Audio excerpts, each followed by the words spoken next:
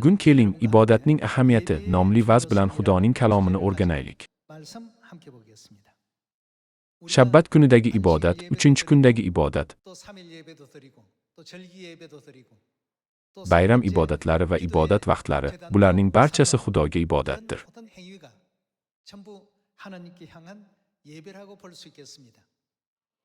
Xo'sh, nega ibodat qilishimiz kerak?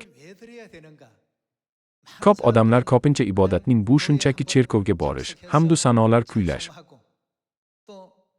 Xudoning kalomini eshitish va duo qilish deb o'ylashadi.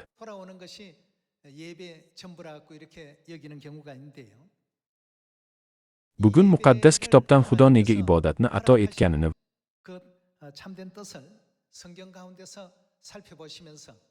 va uning jonimiz hamda ruhiy olam uchun ahamiyatini anglab olaylik. 영적인 어떤 부분을 차지하는 것인가를 오늘 경의 가르침 속에서 확인해 보는 시간을 가져보도록 하겠습니다. Keling, birgalikda Zabur 50 bobini ochamiz.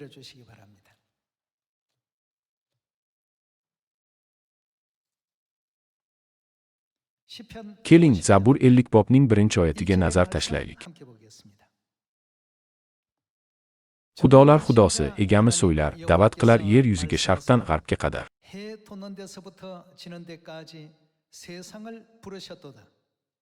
Xudo o'z nurini sochar Quddusdan, go'zallikda komil shaharda. Xudoyimiz kelar, sukut saqlamas, uning oldida alanga yamlab yuborar, atrofida bo'ron g'azabdan quturar. O'z xalqini hukm etmoq uchun yer va osmonni guvoh qilib chaqirar.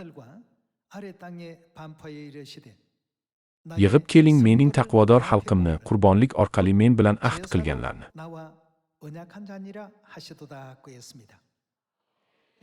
Bu yerda qurbonlik so'zi ibodat demakdir. Eski ahdda ko'pincha qurbonlik so'zi, yangi ahdda esa ibodat so'zi ishlatilgan. Ikkala so'zning ma'nosi bir. Shu yo'sin, Xudo Zabur 50 bob orqali bizga ma'lum qiladiki,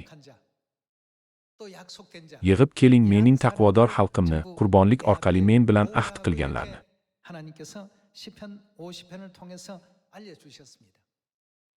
Xo'sh, nega ibodat zarur va u qanday boshlangan? Insoniyat buni oson tushunishi uchun Xudo buni Adam bogi tarixi orqali tushuntirgan.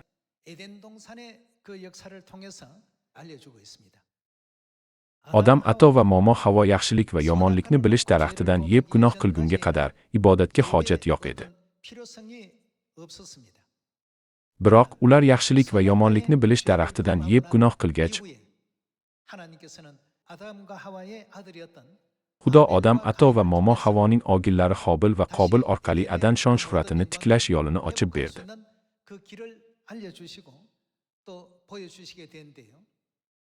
O'sha vaqtdan muqaddas kitobda Hobilning qurbonligi va Qobilning qurbonligi degan iboralar paydo bo'ldi.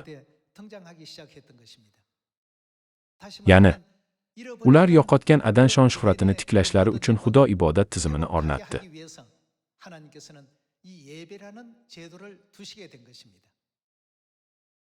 Aslida biz osmonda gunoh qilib, bu yerga quvilgan jonlarmiz.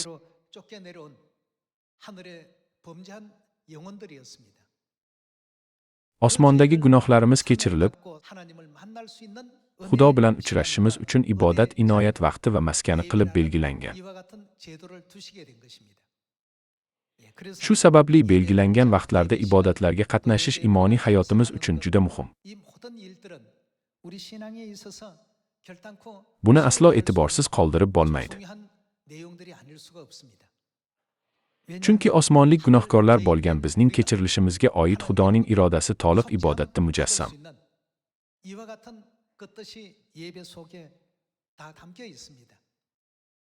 Bundan tashqari ibodat gunohlarimizni kafforat qiluvchi inoyat uchun shukronalik ma'nosini ham o'z ichiga oladi. Shu sababli ibtidoiy cherkovning barcha payg'ambarlari va havoriylari imonlilarga nasihat qilib, ibodatni aslo e'tiborsiz qoldirmang, deyishgan. Ibroniylarga 10-bobga qaraylik.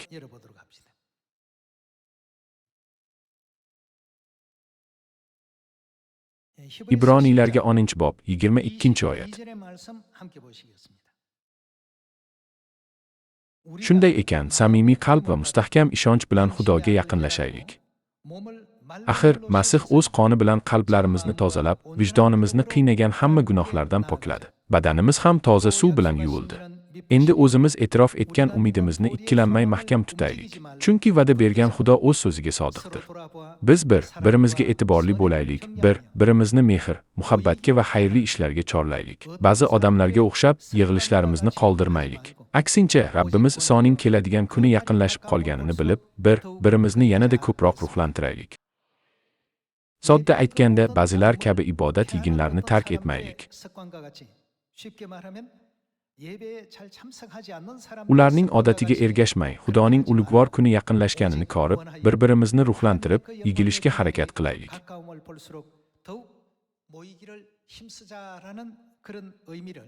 Ibroniylarga 10-bob 25-oyat bizga shuni o'rgatadi. Shuning uchun ibodat juda muhim ma'noga ega. 26-oyatdan davom etamiz. Agar biz haqiqatni bilib olgandan keyin ataylab gunoh qilishda davom etsak, bu gunohlarimizni hech qanday qurbonlik yuva olmaydi. Ya'ni gunohlarning kechirilishi uchun topinish qolmagan. Shunda qo'rquv ichra Xudoning hukmini kutishdan boshqa ilojimiz qolmaydi. Oqibatda Xudoning dushmanlari bilan birga lovullagan olovda yonish bizning qismatimiz bo'ladi. Ibroniylarga 10-bobida muqaddas kitobning qat'iy ta'limoti va nasihatini ko'ramiz. Ba'zilar kabi Xudoga ibodat qilish uchun yigilishni tark etmaslik. Aksincha, Masihning ulug'vor kuni yaqinlashgani sari ibodatga yanada gayrat bilan qatnaydigan uning farzandlari bo'lishimiz kerak. Keling, Ishayo payg'ambarning ibodat nima uchun bizga muqarrar zarur bo'lgani haqidagi sabogini ko'raylik. Ishayo 59-bobga o'taylik.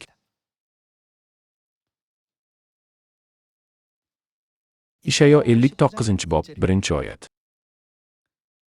Nima, egamizning qo'li qisqami? Qutqara olmasa? Qulog'i og'irmi? Eshitmay qolsa? Axir, o'z ayblaringiz sizni Xudoyingizdan ayirdi, gunohlaringiz tufayli u sizdan yuz o'girdi, ibodatlaringizga quloq solmaydi. Ana, qo'llaringiz qonga bulg'angan, barmoqlaringiz gunohga botgan, og'zingizdan yolg'on chiqaveradi, tilingiz haqsizlikni gapiradi. Bizni Xudodan nima ajratdi? Gunohlarimiz bizni Xudodan ajratdi. Gunohimiz Xudo bilan oramizni ochdi. Gunoh tufayli u bilan munosabatimiz buzildi.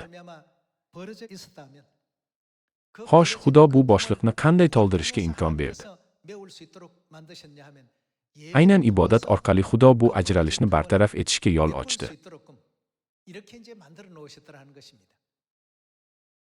Shu sababli muqaddas kitob shunday o'rgatadi. Ibodat vaqtida Xudo biz bilan bo'ladi. Biz bilan uchrashadi va o'tmishdagi barcha gunohlarimizni kechiradi.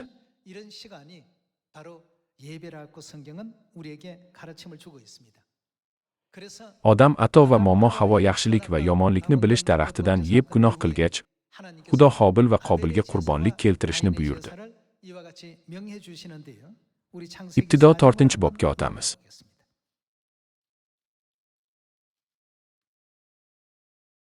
Ibtido 4-bob 1-oyatga qaraylik. Odam Ato xotini momo Havoga yaqinlashgandan keyin momo Havo homilador bo'ldi. Momo Havo o'g'il ko'rdi va Xudoning qudrati bilan o'g'illi bo'ldim deb ismini Qobil qo'ydi. Keyinroq momo Havo ikkinchi o'g'lini tug'di va unga Hobil deb ism qo'ydi. Bolalar ulg'ayib Hobil qo'ychivon, Qobil dehqon bo'ldi. Vaqti kelib, Qobil yerning hosilidan egamizga nazr olib keldi. Hobil ham suruvidagi birinchi tug'ilgan qo'zilardan bittasini tanlab olib, so'ydi va qo'zining yog'li joylarini egamizga nazr qilib olib keldi. Egamiz Hobilni va uning nazrini manzur ko'rdi. Lekin Qobilning o'zi ham, uning nazri ham ma'qul bo'lmadi. Qobil qattiq xafa bo'lib, qovog'ini soldi. Hobil va Qobilning qurbonligi birinchi marta Ibtido kitobining 4 bobida tilga olingan. 등장하고 있습니다. Ibroniylar maktubi muallifi bu sahnani 11-bobda qanday tasvirlaganini ko'raylik. Ibroniylar 11-bobini ochaylik.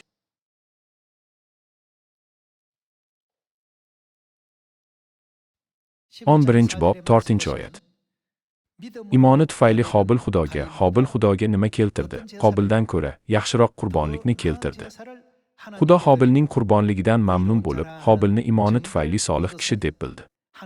Hobil o'lgan bo'lsa ham, uning imoni hanuz bizga namuna bo'lib xizmat qilyapti.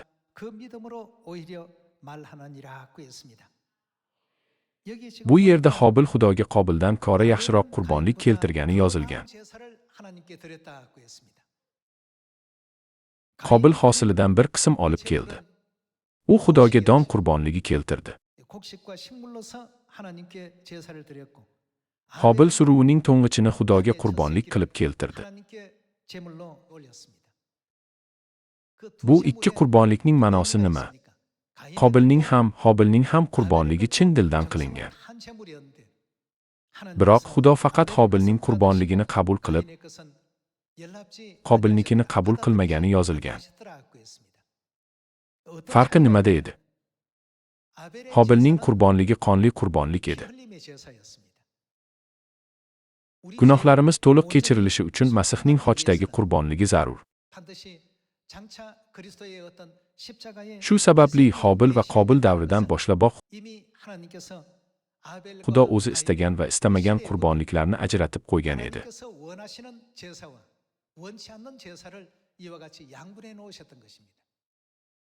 Samimiyat borasida Qobil o'z qurbonligiga ko'proq kuch sarflagan. U urug'larni sepdi, ularga gamxorlik qildi va ekinlar yaxshi o'sishi uchun ularni kecha-yu kunduz oz vaqtida sug'ordi. Xudo Qobilning qurbonligini ma'qullamadi, garchi u sidqi dildan keltirilgan bo'lsa-da. Lekin Hobilning qon to'kib keltirgan tongich qozichoq nazrini qabul qildi.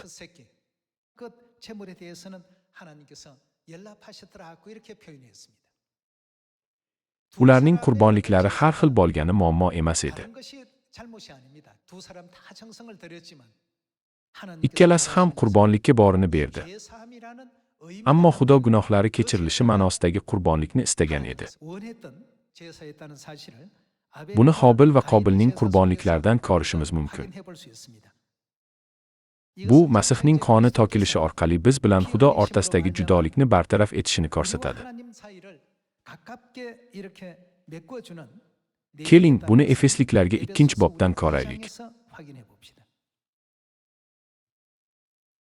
Efesliklarga 2-bob 13-oyatga qaraylik.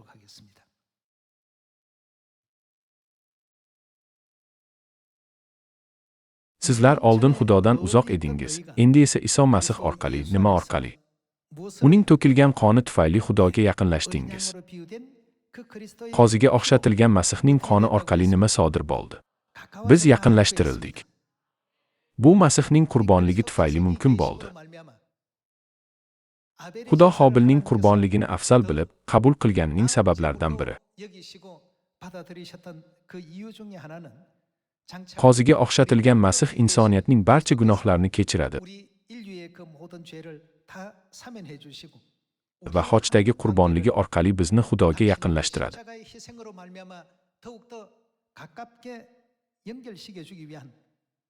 Shunday qilib, Efesliklarga 2-bob 13-oyatda yozilganidek, Xudo va bizning oramizdagi munosabat qanday o'zgargan?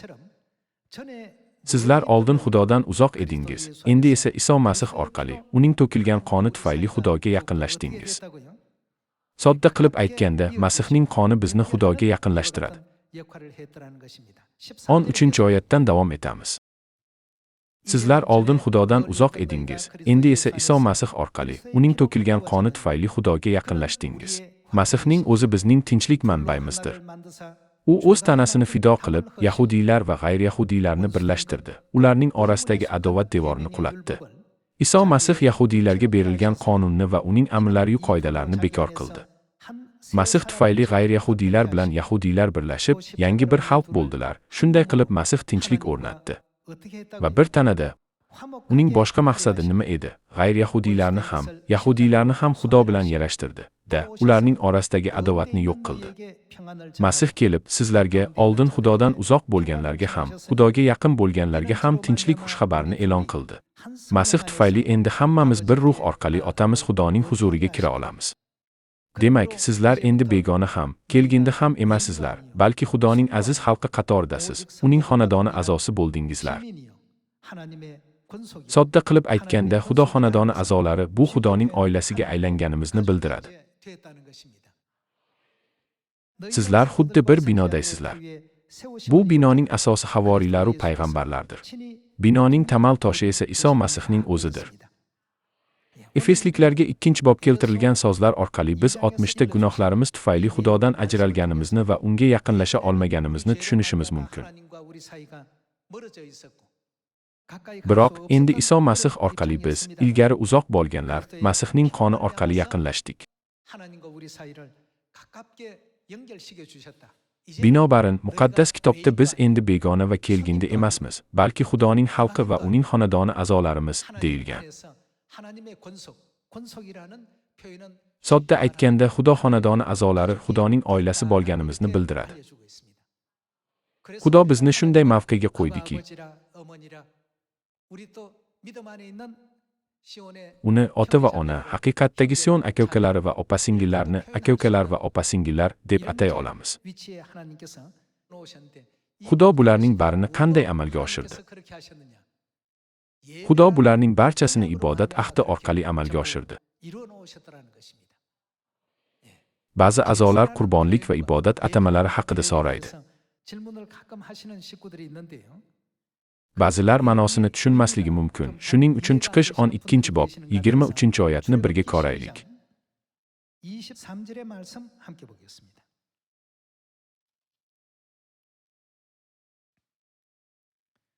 Keling, Chiqish 12-bob 23-oyatni ko'raylik. Chunki egamiz Misr yurti bo'ylab o'tib, misrliklarning to'ng'ich o'g'illarini nobud qiladi. U eshiklaringizning kesakisidagi qonni ko'rib, uylaringizni chetlab o'tib ketadi. Azroil uylaringizga kirib, sizlarning to'ng'ich o'g'illaringizni nobud qilishiga egamiz yo'l qo'ymaydi. O'zlaringiz ham, avlodlaringiz ham bu rusumlarga, ushbu ko'rsatmalarga qanday amal qilishimiz kerak, to abad rioya qilishlaringiz lozim. Egamiz sizlarga beraman deb va'da qilgan yurtga kirganlaringizdan keyin ham bu udumni nishonlayveringlar. Bolalaringiz sizlardan, bu udumning ma'nosi nima? deb so'raganlarida shunday javob beringlar. Bu nima? Egamizga bag'ishlangan fisq qurbonligidir. Egamiz misrliklarning to'ng'ich o'g'illarini halok qilganda, Misrdagi Isroil xalqining uylarini chetlab o'tib ketdi. Shunday qilib, bizning xonadonlarimizni omon saqlab qoldi. Shunda Isroil oqsoqollari egilib sajda qildi. Biz har yili fisq ibodatini qilamiz. Chiqish kitobida fisq ibodati haqida nima deyilgan? Bu egamizga bag'ishlangan fisq qurbonligidir. Shu sababli Iso Masih fisq qozisi deb atalmaydimi? Hatto 3500 yil oldin Misrda ham Xudo fisq qozisining qoni bo'lgan barcha uylarni falokat ularga tegmasligi uchun chetlab o'tgan.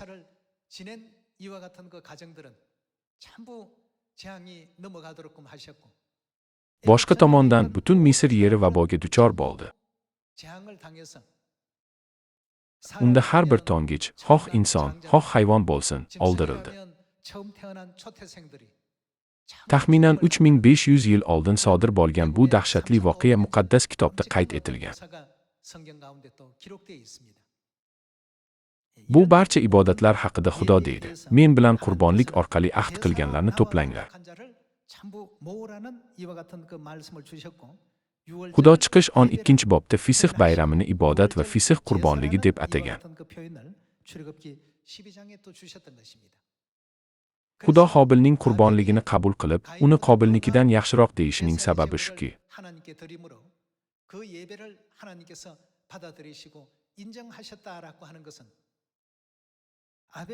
Hobilning qurbonligi qo'zi qoni bilan, Qobilniki esa qon to'kilmasdan qilingan edi. Qobilniki hosil orqali qurbonlik bo'lgani uchun Xudo Hobilnikini afzal ko'rdi. 이와 같은 그 제사였기 때문에 하나님께서 가인의 것보다는 아벨의 제사가 Xudo Hobilning qurbonligini qabul qilib, Qobilnikini rad etdi. 아주 중차대한 이와 같은 Chunki qonli qurbonlikda uning insoniyatning barcha gunohlarini kechirish buyuk irodasi aks etgan edi. 받아들이시고 가인의 제사를 하나님께서 거절하셨던 것입니다. Bu Xudoning Qobilga adovati tufayli emas edi. 불안이 있어서 그랬던 것은 결코 아니죠. 그러나 Biri qon 제사의 qurbonligi, 방향성이 ikkinchisi esa qonsiz qurbonlik 한 edi. 사람은 피 흘림의 제사, 한 사람은 피 흘림이 없는 제사. Xudo qon tokiladigan qurbonlikni qabul qilib, insoniyat gunohlari uchun nima qilishini oldindan ko'rsatdi. 어떻게 하신다는 뜻을 미리 보여주셨던 것이죠. 예, Shu 그래서 bois Ibroniylarga kitobida Hobil Xudoga Qobildan yaxshiroq qurbonlik keltirgani yozilgan. 하나님께 드렸더라. 히브리서에는 그렇게 기록이 되어 있었던 것입니다. Oxir-oqibat Iso Masih bu yerga fisih qozi sifatida kelib, qurbon qilinganida Xudo bilan bizning o'rtamizdagi uzoqlashgan munosabatlarga nima bo'ldi? 어떻게 한다는 것입니까? U xochda qon tokib munosabatlarni tiklamadimi? 하나님과 우리 사이를 어떻게 해 놓으셨습니까? Xudo munosabatni tiklab bizni yaqinlashtirdi. Binobarin muqaddas kitob o'rgatadiki, ilgari musofir va begona bo'lgan bizlar endi Xudoning xonadoni a'zolarimiz. Xudo bizni o'z oilasining bir qismi qildi. 만드셨더라고 이렇게 성경은 우리에게 또 알려주고 있는 것입니다. 이래서 Shuning uchun ibodat biz uchun juda muhim. 참으로 중요합니다. 그래서 Shu bois Xudo ba'zilar odat qilganidek ibodat yigilishlarni tark etmaslikni aytgan. 절대 하지 말라. 너희는 Xudo bizga najot topishimiz, gunohlarimiz kechirilishi va abadiy samoviy uyimizga qaytishimiz uchun doimo unga ibodat qilishimiz kerakligini eslatmayaptimi? 돌아와야 된다는 사실을 하나님께서 우리에게 일깨워 주고 계신 것 아니겠습니까? 예. 우리 계속해서 Keling, Masihning fisih qurbonligi bo'lganini muqaddas kitobdan ko'rishda davom etaylik. 한번 확인해 보도록 하겠습니다. 고린도전서 Keling, 5장 1 Korinfliklarga 5-bob 7-oyatni ko'raylik. 5-bob 7-oyatni ko'raylik. Orangizdan eski xamirturushni chiqarib tashlanglar, shu tariqa yangi xamirday bo'linglar. 없는 자인데 Sizlar aslida xamirturushsiz xamirdaysizlar, ku. 묵은 누룩을 내어 Chunki u kim? 우리의 Masih o'z jonini fido qilib, bizning fisih qurbonligimiz bo'ldi. 그리스도께서 8-oyatda. 되셨느니라. Men oldingi maktubimda sizlarga jinsiy tomondan axloqsiz bo'lgan odamlar bilan munosabatda bo'lmaslik haqida yozgan edim. 말하는 명절은 Shuning uchun fisih bayramini nishonlaganday. 예. Natijada fisih qozisi sifatida tasvirlangan Masihning qurbonligi ushbu bayramni, 그리스도의 그 희생은 ya'ni fisih ibodatini yanada muhimroq qildi. 이 예배를 6월절이라는 이 절기를 굉장히 중요하게 지금 만들어 놓고 있습니다. Agar bu qurbonlik bo'lmaganida biz Xudoga yaqinlasha olarmidik? 가까워질 수 있습니까? Osmonda qilgan gunohlarimiz tufayli biz abadiy ajralishga mahkum edik. 멀어질 수밖에 없었던 우리였지만 Ammo Masihning xochdagi qurbonligi orqali Xudo bilan munosabatlarimiz yanada yaqinlashdi. 멀어졌던 하나님과 우리 관계를 더욱더 가깝게 해주시고 Ilgari biz musofir, begona edik. 과거에는 외인이었고 Ilgari bizga mehmondek qaralar edi. Endi esa Xudoda kim bo'ldik? 이제 하나님 안에서 뭐가 됐다고요? Biz Xudoning xonadoni a'zolariga, ya'ni uning oilasiga aylandik. Shuning uchun bundan buyon bizga Xudoni ota deb atash sharafi berildi. Bizning osmondagi otamiz, sening muqaddas noming ulug'lansin. Sodda qilib aytganda, biz Iso o'rgatgan Rabbiyning ibodatini qilishga loyiq bo'ldik. Bu ibodatni faqat biz qila olamiz. Biroq 60 ta qanday edi? Gunohlarimizga komilganimizda biz begona, kelgindi va butparast edik.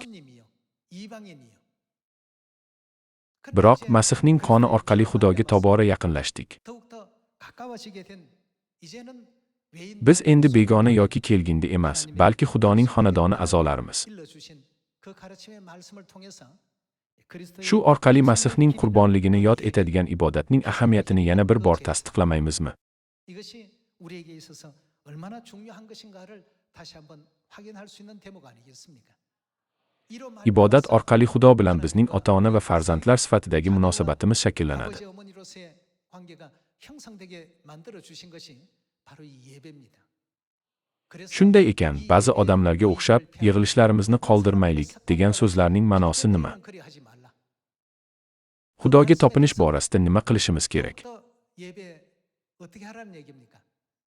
Bu ibodatni muhim bilib, Xudoga to'g'ri topinadigan farzandlar bo'ling degani emasmi? 그런 자녀들이 다 되라는 뜻 아니겠습니까?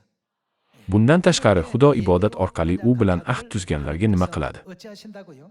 Xudo ularni toplaydi deb yozilgan. 알려주고 있습니다. 우리 Keling, 출애굽기 Chiqish kitobining 25장 25-bobidagi yana bir oyatni ko'rib chiqaylik.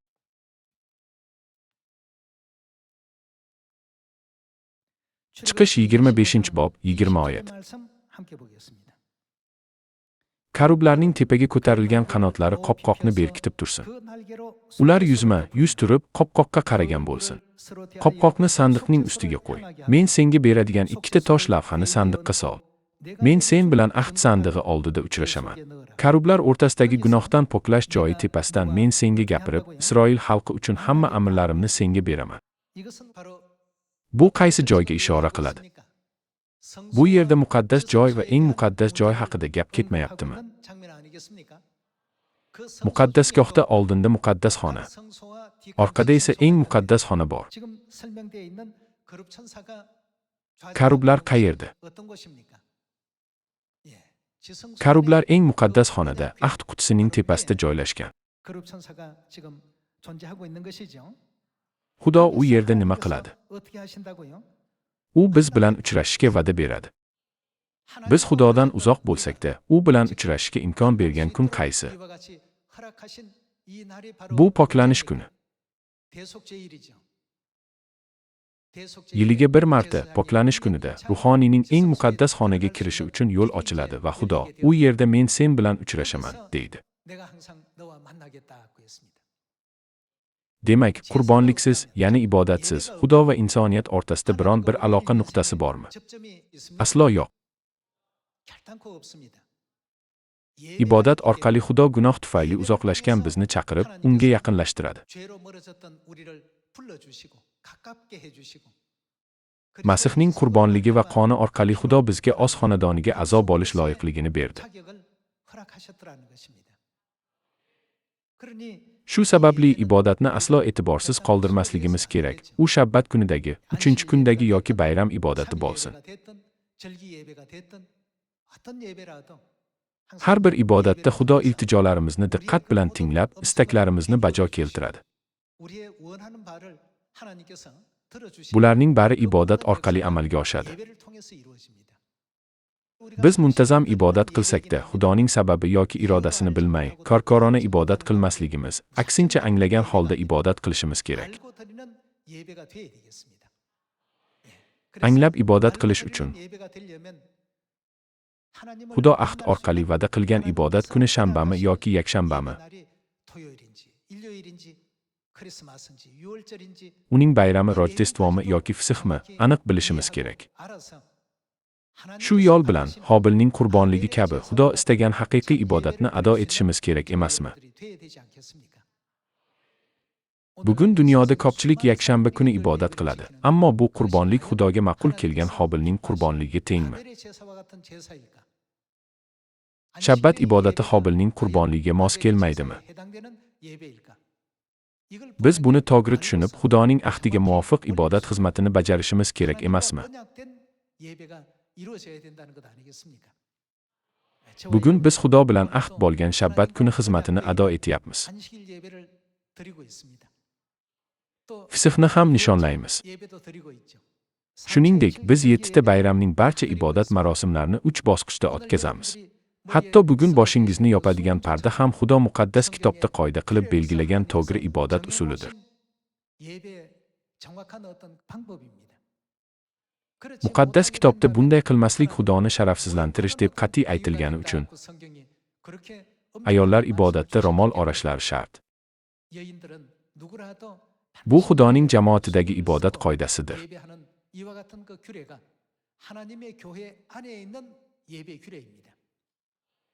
Bu havoriylar davridan beri rioya qilinib kelinayotgan ibodat qoidasi emasmi?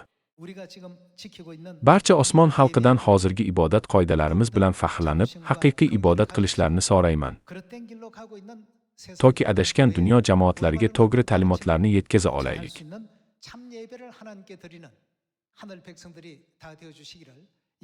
Shu bilan bugungi vazni yakunlayman. Katta rahmat.